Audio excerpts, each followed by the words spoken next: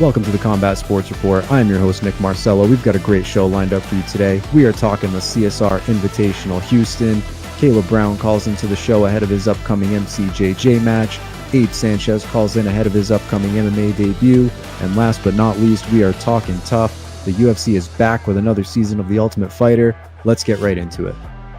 Tuesday, November 5th, we are back with another episode of the Combat Sports Report. What's going on, fight fans? I am your host, Nick Marcello, and today we are discussing the CSR Invitational Houston. We've got a lot to unpack here, a lot of information to put out, a lot of positive changes coming down the pipe. Very excited to share with you guys, but first and foremost, let's get to the details. On Saturday, February 22nd, CSR is back with another round of cash tournaments. We're coming at you live from the Holiday Inn Intercontinental in Houston, Texas. Now, if you are traveling to compete, if you are flying in for this event, the Holiday Inn Intercontinental is the only place to stay. Here's why.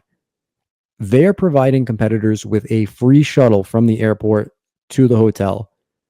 Now, we've spoken to competitors in the past and asked them some of their pain points. The number one thing we've heard is how costly it can be to Uber from the hotel to the venue, from the venue to the hotel, from the hotel back to the airport. It adds up very quickly. So the Holiday Inn Intercontinental providing that shuttle streamlines this entire process. Now, I know what you're asking.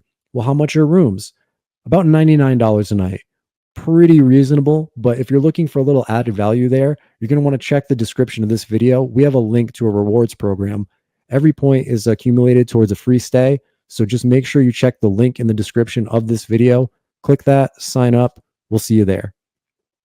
As always, matches are 7 minutes long, no points, submission only, referee decision if no submission occurs. Prior to the start of each division, competitors will participate in a rules meeting and be granted the opportunity to ask the referee any specific questions they may have. The referee will explain the scoring criteria in its entirety and exactly what will be defined as a scoring submission attempt. In addition to the standard fouls and penalties, be it small joint manipulations, timidity, fleeing the competition area, or grabbing the opponent's attire, stalling calls will also be implemented. The referee may warn a player for stalling and call for action. On the third call for action, the referee has full discretion to start the matchup from the standing position. While all submissions are legal, slams are forbidden and will result in an immediate DQ. The CSR Invitational Houston will be held in 6 weight classes: the 139-pound division, 149-pound division, 159-pound division, 179-pound division, 189-pound division, and an absolute open weight division. This is an invitational style tournament, so be sure to check your inboxes on all social media platforms for your invitation.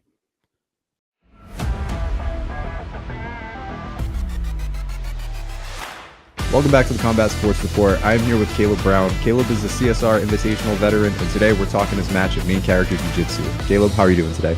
I'm doing great, brother. It's great to see you. Great to see you too. I thank you for taking the time. I just want to jump right into it, if you don't mind. Talk to me about this match. How did it come together? Did you reach out to Main Character? Did they reach out to you? What did that look like? Yeah, so I gotta have a moment of honesty. I kind of probably hassled them a little bit. I feel kind of bad for Rated R. He probably is a little annoyed with me because I was in his inbox constantly just begging for a shot on Main Character. And then my younger brother was actually on the last Main Character Jiu-Jitsu card, and he kind of put in a word for me. And then he pretty much hit me up and he said, if you want a spot on the card, then we got a tough match for you. There's this local 10th Planet guy. He's one of the security guards for Joe Rogan at the mothership. So that's usually not a great sign, but I'm hoping I can take a spot there if I beat him. I mean, the squeaky wheel doesn't get the grease. So, I mean, good on you for reaching out and staying vocal and getting in his ear. But let's talk about the X's and O's real quick. So I've done a little homework on him. He seems like he's, the classic 10th Planet guy, guard, pulley, rubber guard, all that stuff. Is this something 100%. You're familiar with? Is this something you're familiar with? Do you train with a lot of 10th Planet guys? I'm not really sure what the scene's like in Kalamazoo, Michigan. Yeah, so I'm very familiar with it because my one of my old head coaches was actually up to a brown belt under Eddie Bravo. And so he played a very rubber guard heavy system up until about like my blue belt. I played a super rubber guard heavy system. I like leg locks, rubber guard, a lot of that, dead orchard, a lot of those positions I'm very familiar with. And I know a lot of the intricacies and the ins and outs of it that only come with like years of grinding with that. So I feel real comfortable in pretty much almost any positions he could put me in. The only places I would say I might have a weakness is just my truck defense, but I feel pretty good with my truck offense, so hopefully I don't have to use my defense too much. Gotcha. I mean, that's not really a position you see very often. I remember I went to a 10th Planet class. They were doing truck during all of October, and that was kind of the last time somebody threw it on me. So, I'm just kind of curious about like your work-life balance Yeah. here. Are you a full-time fighter? Do you have a job? And Yeah. if so, what does that look like? So I'm a full-time jiu-jitsu and MMA fighter. I'm still an amateur in MMA, but I compete professionally in jiu-jitsu across the country pretty much. The past 6 weeks I've been in 8 different states competing. I pretty much just travel full-time. I make ends meet with like DoorDash and then just little odd jobs to make money, but really I'm just grinding. My goal is to next year go out to ADCC trials and either do ADCC or hopefully there'll be a new CJI. I can put my name in the ring for something like that, you know? Yes, sir. I mean, that's really cool to hear. I've Yeah. I've spoken to a lot of fighters and a lot of guys. I don't know how to put it. You hear guys that are like, well, I got a job, so I move couches for a living, and it's like, oh man, that's got to detriment the fighting. It's cool to speak to somebody that's all in and just doing what you got to do to make it happen. No, and I do got to give a huge thanks to my dad because he's really the one who sacrifices so much to make it so that I can really kind of crash and be a bum at 19 and live at his place rent free. But he knows that it's part of a bigger vision, a bigger goal, and he knows where we're going to be in 5 years. So it's great. It's all about just having a great support team around me, really, and everyone sees the same vision and focus, you know. Yes, sir. It's good to have that support system, and a lot of guys don't have people in their corner like that. So I mean, you're doing all the right things. Like you said, you're traveling pretty consistently. I'm always seeing you on these cards here. Could you kind of talk to me a little bit about that? Is that something that you set out to do, looking to travel and compete out of state, or is it just kind of based on an opportunity and you got to get it where it's at? No, that's 100% something I intended to do. I had kind of started to dip my toe into what I would call like the upper levels of competing in jiu-jitsu, some ADCC opens, which there's some really high level guys at some of those. I had matches with Dorian Alvarez and Landon Elmore at those. So there's some super high level guys. And I kind of was getting my ass kicked whenever it came to like the really solid guys. And like I was sick of it. So I started setting out to get as many super fights as I could across the country, really. And then I kind of realized that I was really struggling with the mental side of getting ready to compete, going out there. And I was there was times when I would just have a full-blown panic attack and I would just shit the bed completely and I would get tapped in like 30 seconds. And I was like, all right, I got to figure this out. So for about the past like 4 months now, I've kind of just tried to compete every single weekend, pretty much however I can across the country. So, and I've pretty much done that, a couple weekends off here and there for different injuries I've picked up, but I'm concluding that here in the next couple weeks because I've really gotten to the point where I can show up to almost any tournament in the country and there's not almost any like there's always nerves when you compete, but I've figured out how to control them a lot better and how to really get a grasp on that mental side of things. That's cool to hear. I mean, a lot of guys don't open up about that at all. Everybody wants to be, the stone-faced killer, the Alex Coton kind of stomping their way to the mat, but it doesn't always work like that. You know what I mean? And I think a lot of people just should be more truthful about that, honestly, because it's so funny to me how a lot of these guys, you see their like public persona, but then you are backstage at an event with them and you can read their body language. They're pacing, they're nervous. Some guys even cry. It's crazy, you know? It's a good insider's perspective. I'm not going to put anybody on blast, but I have seen that myself. It's guys with everyone has, yeah. You see like crazy Instagram followers. Like this guy's got 12K followers. He looks super nervous right now. It's just I know what you mean. It's kind of funny to say that. I'm glad somebody's echoing it too. It makes me feel a little bit better. But I guess could you kind of talk to me a little bit more about your day-to-day training? So I mean, are you dabbling in MMA as well? Where do you get your work in? Who are your training partners? Could you kind of shout out some of your team? Yeah, definitely. So I do MMA as well. I'm a 1-1 MMA fighter right now.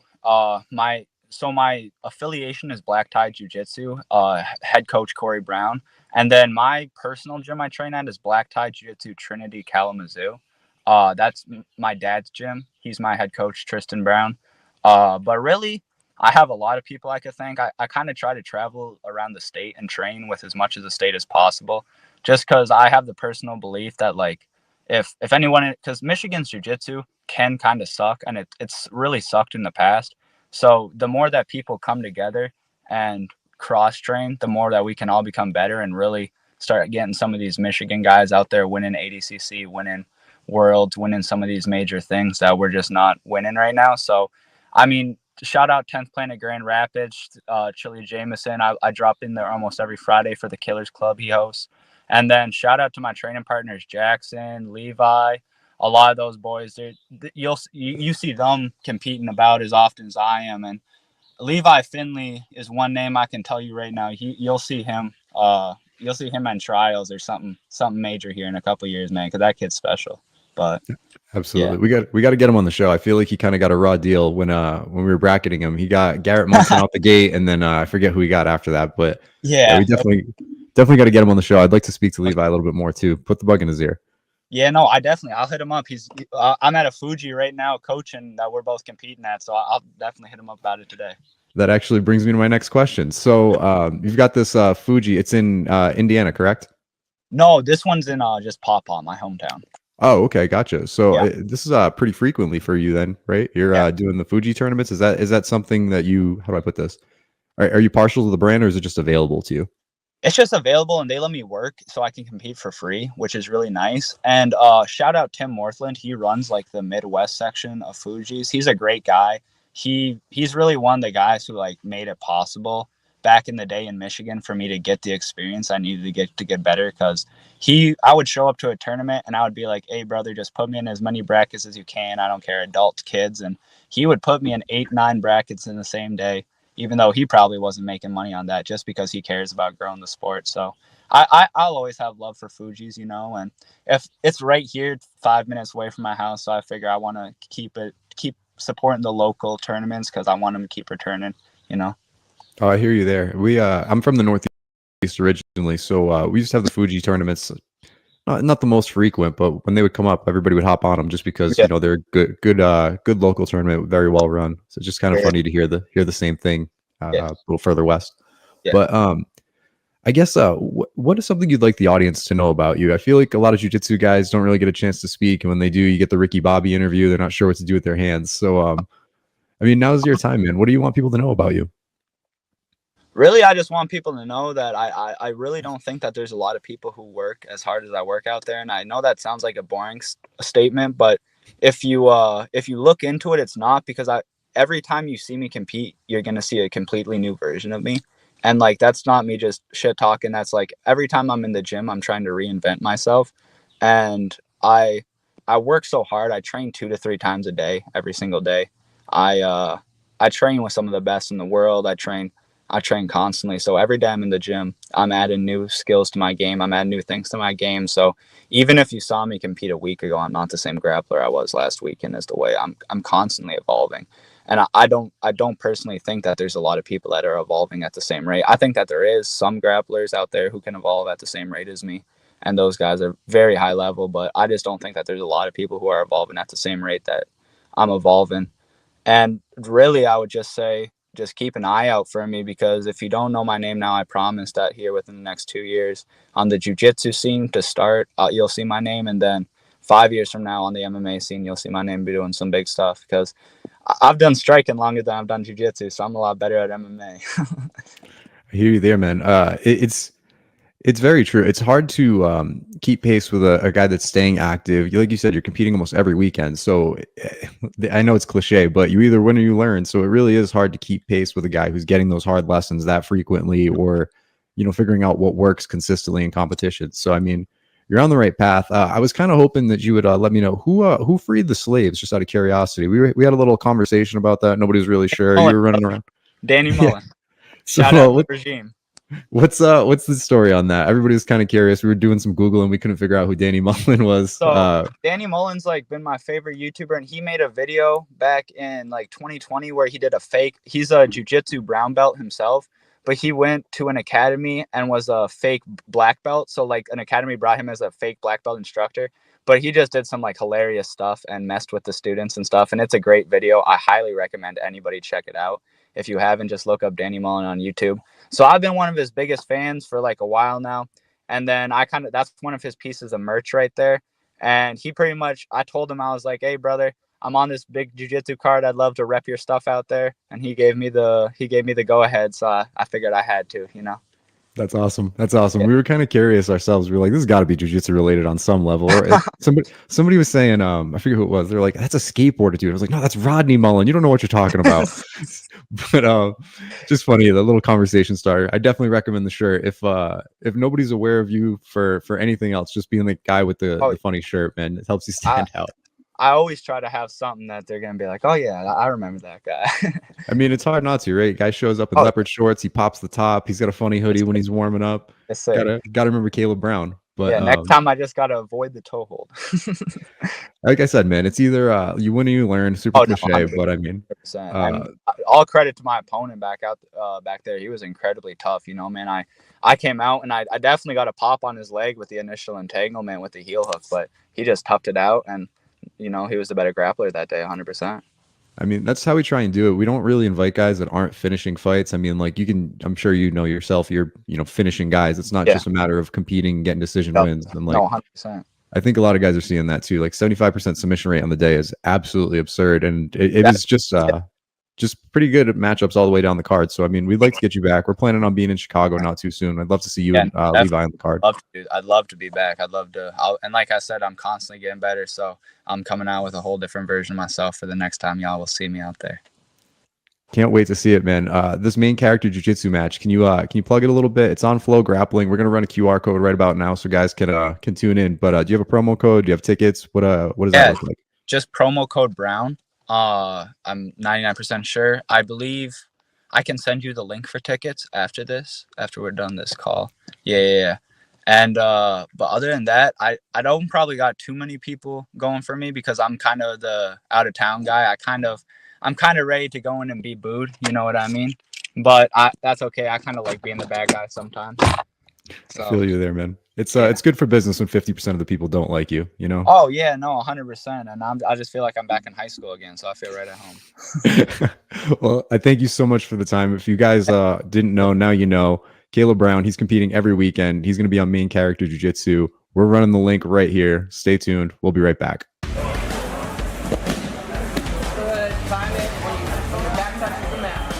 I'm Seth Showtime Wheeler, and we'll be right back. You've got goals, and we can help you reach them. We're TriFecta, an organic meal subscription delivered weekly. Select the meal plan that fits your lifestyle. Don't know where to start? Take the meal plan quiz to help you choose. Then select all of your food and order preferences. Once the meals are delivered, simply unwrap, heat up, and eat. You can change the plans at any time, or pause or skip weeks. Meals come fresh and are never frozen. They are nutrient-packed and portion-controlled, with different meals each week designed by real chefs, all delivered in recyclable packaging. We make sure you succeed by giving you the right tools. Take advantage of our app, log your food intake, find workouts, participate in transformation challenges, and manage your food subscriptions. So, let's go. Join a community ready to help you stay motivated and inspired, and start building healthy habits today with TriFecta.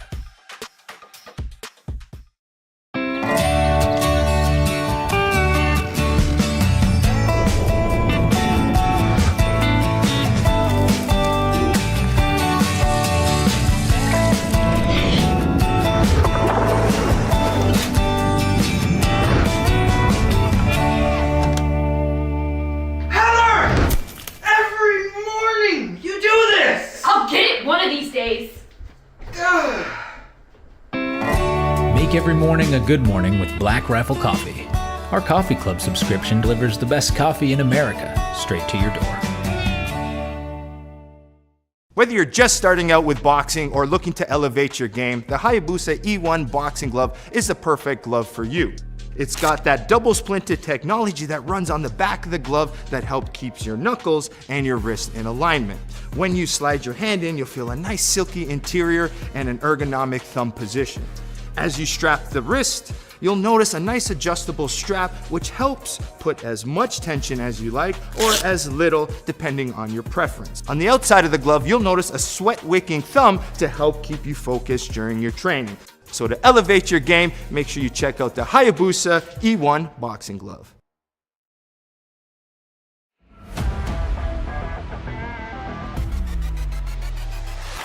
Welcome back to the Combat Sports Report. I've got Abe Sanchez calling into the show.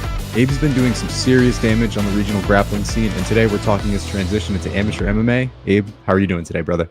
I'm doing awesome. How you doing today, man? I'm good. I appreciate you taking the time.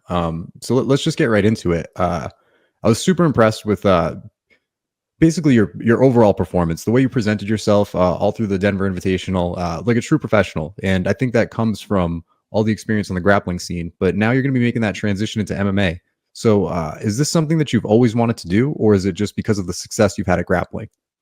No, yeah, it's always something I've wanted to do ever since I was a little kid. You know, when my dad put me in front of the TV watching the guys just go at it, it's always been a dream of mine. And yeah, I started wrestling, and eventually I just worked my way to make sure I could make these dreams happen. It's always been something in the back of my head, and then as I got older, I started becoming more capable to make it happen, and that's what I've done. Gotcha. So I know you're with the Tabula Rasa team. What does the rest of your training look like? Where are you getting your work in? Who are your main coaches? Who are you getting your sparring in with? What does that fight camp look like as opposed to just the jiu-jitsu camp? Yeah, so I train here right now at the Den with Dylan Ruane and my coach Dante Liberato.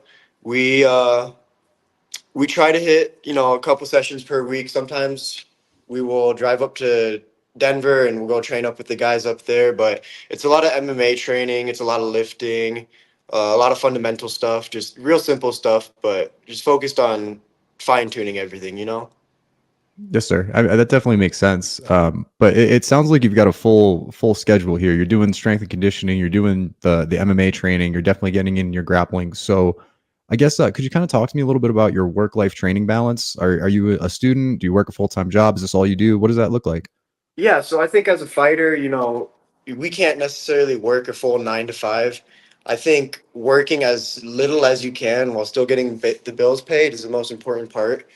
And so right now I work a couple times per week. I make sure to prioritize training to the absolute best I can, and make sure I can get the bills paid while training as little as I can. Or not training, working as little as I can, should I say. Yes, sir. I get what you mean. So what does your job look like? Do you work a physical job? Is it more kind of customer service oriented? So it's like more mentally taxing? What does that look like? So I'm a bouncer at a bar, so I kind of just keep an eye over it. I just watch over the bar and make sure nothing gets too rowdy. Yes, sir. I do. So if everything's going well, you should have a nice, easy day. That's a good way. Like you said. Yeah. I should be able to just go in, not have to tax my body too hard, but still make the money so I can pay the bills after a long day of training. That's definitely wise. I think just personally, I think the two most successful careers I've seen is bouncing at a bar and security for some reason. Like it's just one of those things where no news is good news. You know what I mean? Right. Absolutely. So I'd like to know a little bit more about your goals as a fighter, specifically regionally. So this is your amateur debut. Sure. Obviously, you're not just looking to go one and done. So I mean, what does the future look like for you? Do you want to become an amateur champion? Are you just looking to maybe 3-0 and go pro? What does that journey look like for you? I've always just had this mentality of just, one fight at a time. Obviously, I think it's important to have long-term goals and have these milestones you want to reach. But I really do believe that taking everything one step at a time is the most important part. And that if you can just focus on the fight ahead of you and win that fight, and then after that, that's where you can start relocating with your goals and seeing where you want to go. But obviously I want to be a regional champion. I want to dominate the scene, make my way to the top, professionally, do all that stuff. But one fight at a time, take it, go win this fight dominantly, put on a performance, and then adjust from there and see what's next. But yeah, I do want to dominate this regional scene, take my time, make it go pro, and just have some fun fighting, have some good fights. Absolutely. So let's talk about this fight specifically. Can you kind of talk to me? How did it come together? Did you approach your coaches, or did a promotion approach your team? How did this matchup come together? Yeah, so we had been looking for fights with just about almost everyone in the area, and it had been hard to find fights for a little bit with cards playing out and such, but we managed to find an opponent, and we had been reaching out for a couple weeks, and then we finally got the word, the go, and we signed the contract and made it happen. Now we're in fight camp, full swing. Nice. Do you know anything about your opponent specifically? Do you have a game plan for this fight? What does that look like? You know, we're both amateur fighters. This is both our first fight. Not much film on him, not much I can do other than just train and keep it fundamentally sound. You know, I'm going out there and looking to dominate in every aspect as always, but going out there doing my thing, you know. We're both amateur debuters, so it's just going to be a good fight. Go out Yes, there sir. and have some fun, you know. Get used Yes, to sir. the atmosphere. I was hoping you might have some insight. I did my homework. I couldn't find much on him either, but you never know. Sometimes you guys cross paths at a grappling industries. And, Yeah, you know what I mean. So just I figured it worth the ask. But I guess what are your plans for jiu-jitsu now? So are you going to kind of juggle the two, or is it full steam ahead on MMA, or is it one of those things where if a big tournament comes up, we'll do worlds, we'll do pans, but in terms of your local nagas, those are kind of behind you. What does your grappling path look like now? So I've always kind of thought, like, especially for MMA, using these big grappling tournaments as a way to get used to competition and just get out there and get the nerves going. That's what I'm going to be using jiu-jitsu for. Obviously, to be a professional in jiu-jitsu, you have to dedicate the time, the mental work, everything. And I just think as an MMA fighter, it just is not very applicable. And so these big tournaments, I'm just going to look, have a good scrap fest and get the heart rate going and get used to the atmosphere, people yelling, the fans, the elevation, all that.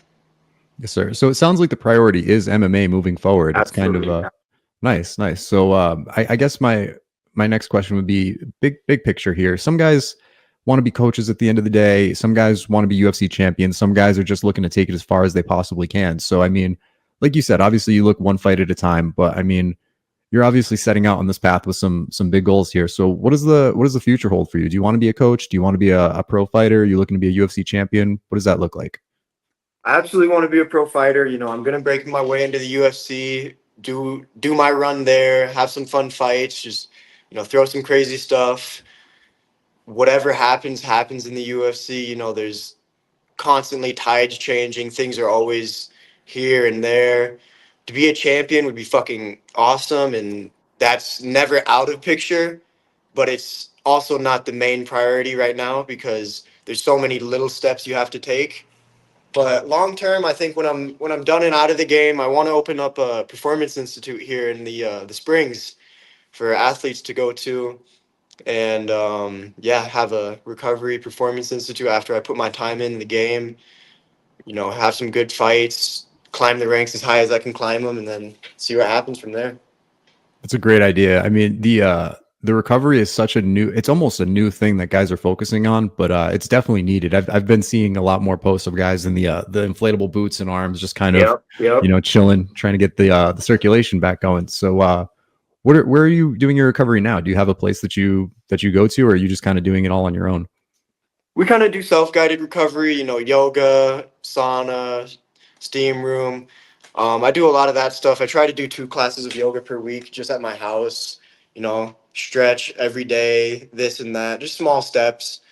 Obviously massages and, chiropractor, but I feel I have not had or found necessarily the resources to maximize recovery here in the Springs, and that's why eventually I want to have a place where everyone can kind of just congregate to have a really good set recovery place. Like I said, that's wise. I mean, especially if you're able to identify that need in the market. I mean, go for it, man. Absolutely. You seem to have a really, how do I put this, like kind of a wise perspective for your age. It seems like you've got a good team around you, good people around you, feeding you all really good information. So, I mean, it's really refreshing to hear.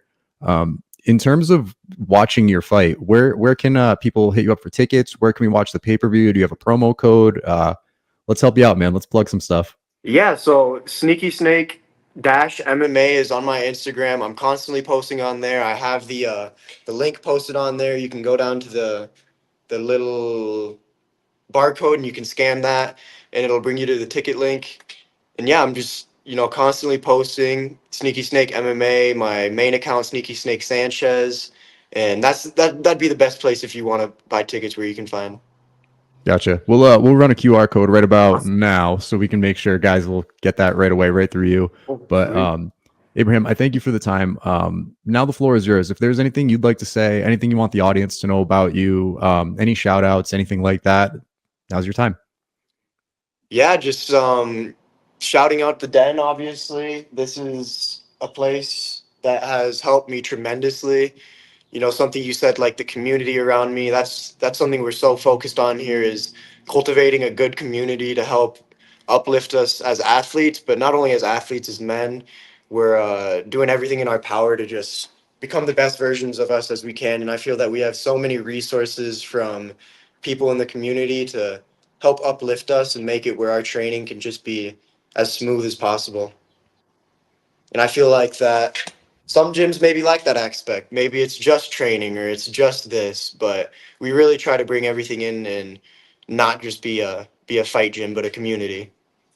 You took the words right out of my mouth. I feel like you hear a lot of the time, we're like a family here. We're like a family here. But then, the coaches don't come to your competitions and, you see a little like internal power struggle within the gym. Absolutely, and yeah. just hearing the way you speak, it does seem like you've kind of found that good community, that good kind of cohesion within your team. So I mean, it's all really refreshing to hear. So again, Abraham, I thank you for the time. Looking forward to Absolutely. your fight. It's going to be fun. It's going to be a real good fight.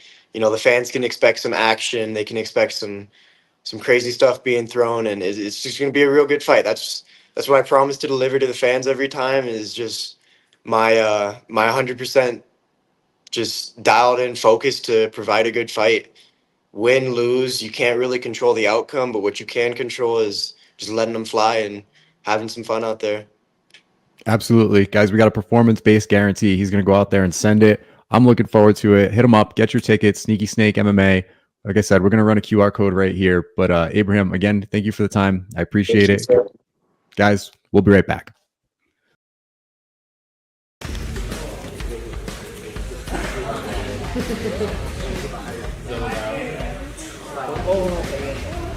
Yes, exactly. My name's Esteban. Stay tuned. We'll be right back.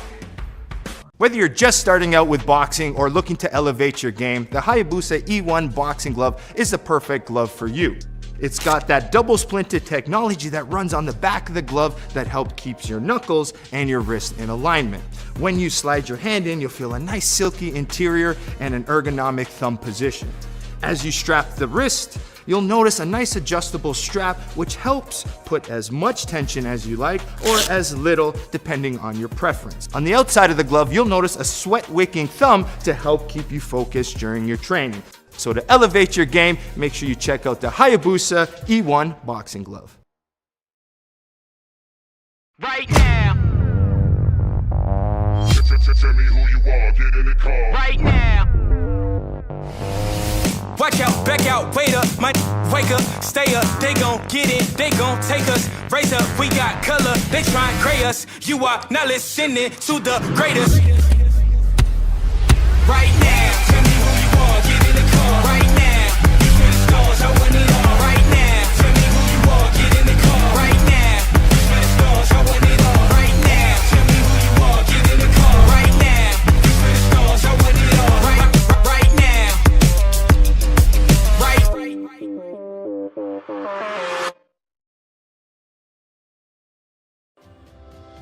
The biggest fulfillment is knowing that as a fitness professional, I could change that person's life. I wanted to motivate people to become the best versions of themselves. Guiding someone and seeing the happiness, no words can describe that. I'm so passionate about the fitness industry because I get to impact, I get to inspire, and I get to change lives every day.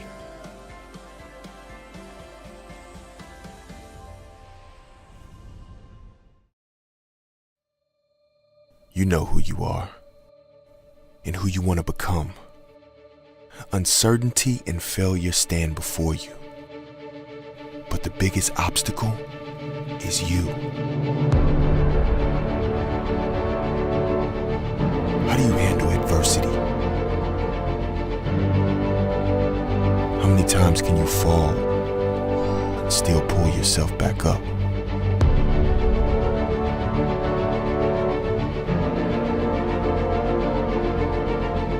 What do you do when no one else is around?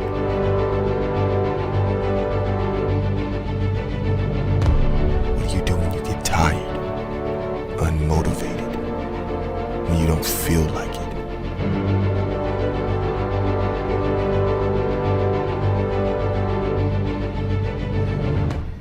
When you want to quit?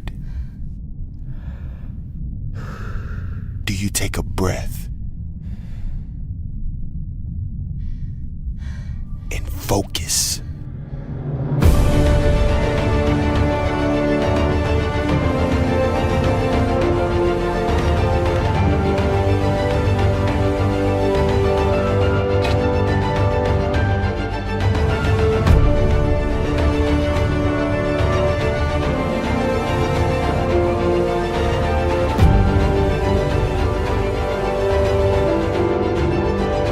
Only the journey matters. There are only the moments that take you closer to who you want to become. Moments that make you a little bit better today than yesterday. And the only way to get there is you.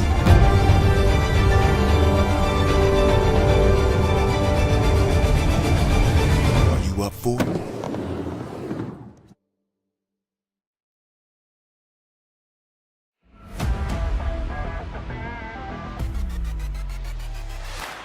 Welcome back to the Combat Sports Report. I'm still your host, Nick Marcello, and now we're talking tough. The UFC has decided to release yet another season of The Ultimate Fighter, and to me this begs but one question. Who exactly is this for? Historically, The Ultimate Fighter has been a proving ground for regional prospects. In 2024, that is no longer the case. If you speak to a regional prospect, they all echo the same points. I want to win on my region. I want to get the call to fight on Tuesday night. I want to build my name in the UFC. And how can you blame them? When you've seen the success of a Sean O'Malley, a fighter who was signed at 18, 19 years old, who wins on the Contender Series in spectacular fashion, it's almost a certainty the UFC is going to push that fighter to the moon. And you can't really blame the promotion either. The UFC is interested in telling stories and selling pay-per-views. Your story with the UFC starts the day you sign the dotted line with them. Anything you've done regionally no longer matters, with the exception of maybe a glory kickboxing title. Anything MMA related, it's wiped clean. Your story starts today.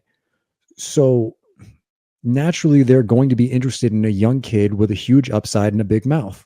You're going to want the fighter who's on Twitch, who's got the podcast. He's doing everything in his power to be marketable, and he's doing his job in the cage. He's getting it done at the end of the day. So with all of this emphasis on the Dana White Tuesday Night Contender Series and it being the premier place for fighters to go, who is the ideal fighter for the TUF series? Historically speaking, the TUF contract is probably the worst contract that the UFC has to offer guys. It's not good, but this becomes a game of kind of desperation here.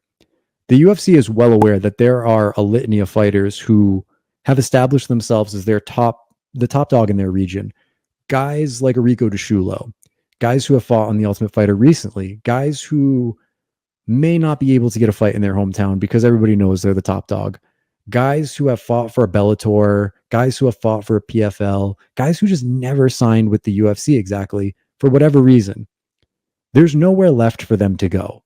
Why would you continue fighting regionally when you know where you stand? Why would you sign to a major league organization knowing that you've already been there, done that, and you know what it does for your career? The UFC is really the only place left for these guys to go and really prove something. And the UFC knows that. So I leave you with this. If you are a young and hungry prospect, maybe The Ultimate Fighter is not the place for you.